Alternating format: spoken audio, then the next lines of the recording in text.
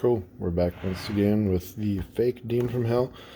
So today, I'm going to install the correct chrome switch, whereas this one is black, as you can see. We'll do that, and then just for fun, I got some push-pull potentiometers, so we can coil split this. And, so we can coil split it and not have to wire a separate switch in for those. I'm gonna wire these so that you can split these pickups individually. And some guitars, they have them on the tone pot where you just pull the tone, and both of these will automatically be split. But I like being able to do these individually because that just adds to the range of sounds you can get out of a guitar. So these are A500Ks, just cheap ones. There's like 20 bucks for a whole bag on eBay, I think. So we'll do that. Flip it over. Then it'll give me some time to fix my crappy soldering, since I have a brand new soldering iron now. So that'll be nice. Cool, and if you don't know how to pull the pots out of these guitars, it's super easy. For these particular guitars, it's just a 10mm, so that's easy enough. You just pull the knob straight up and then just unscrew it. There's just little washers, and definitely get one of these little handy things from Harbor Freight. It's magnetic and it holds everything so you can't lose it, or it makes it harder to lose. So I got those unscrewed, and then disconnect the wiring first on pickups. So on a push-pull pot, look at it from the side. It's a bit easier to look at this way. So you're going to ground this top post to the case, just like you would normally ground a pickup ground wire to the back of a pot. And then your middle right here will be your two wires that come from your humbucker. So when you pull the switch upwards, like this, what happens is it grounds these two together. So your coil split wires will be grounded out, which splits your coil.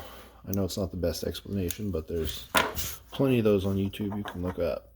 So, and these three poles you just wire like you would on a normal pot.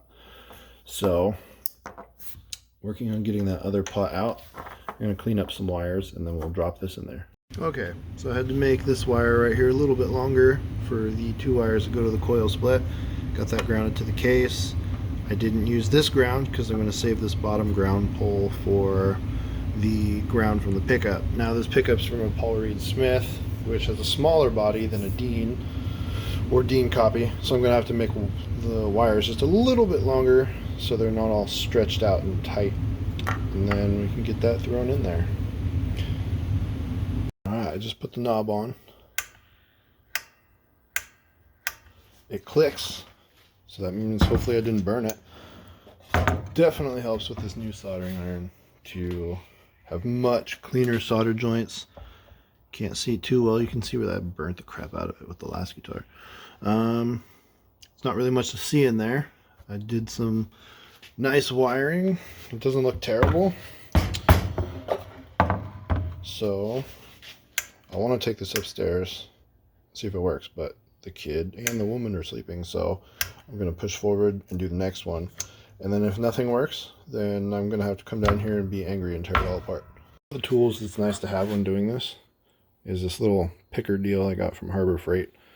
It helps because I have really fat fingers, which is good for playing guitar, obviously. If you need to, you can just run this little hook and pull wires out if they're stuck somewhere or if they're in your way. I don't remember what this cost, but obviously it was probably nothing, being from Harbor Freight. I originally bought this for gold painting, so you can scrape gold nuggets out of rocks for bedrock. So, next pickup.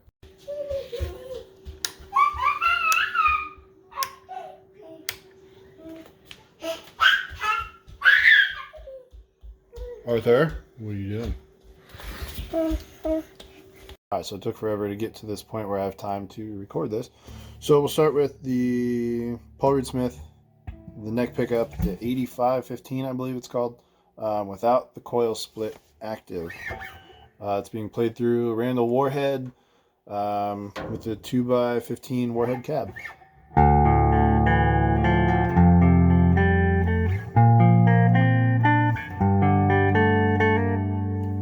Now with the coil split active.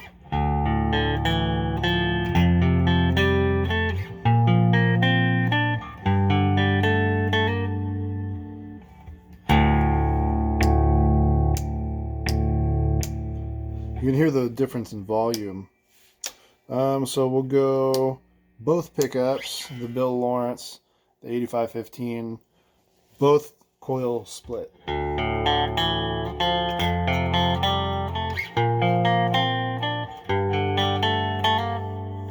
Sounds like kind of nasally, like you have a wah pedal that's turned on. And then here's both without the coil split.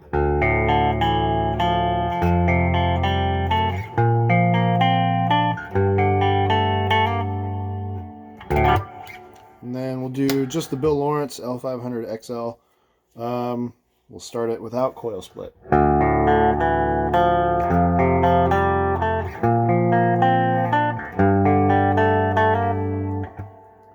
And here it is with coil split. And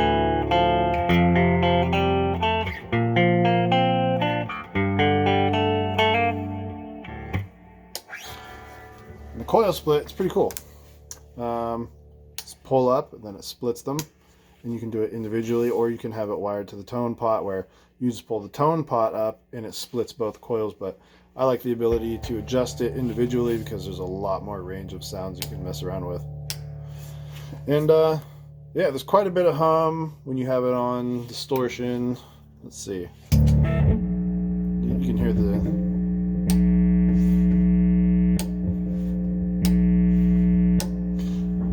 But you probably already knew that. I just figured I'd show it to you anyway.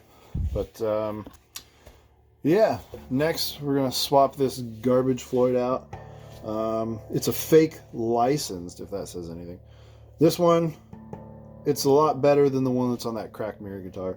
So I don't know when I'll get around to that, but at some point I will swap it for a real original Floyd.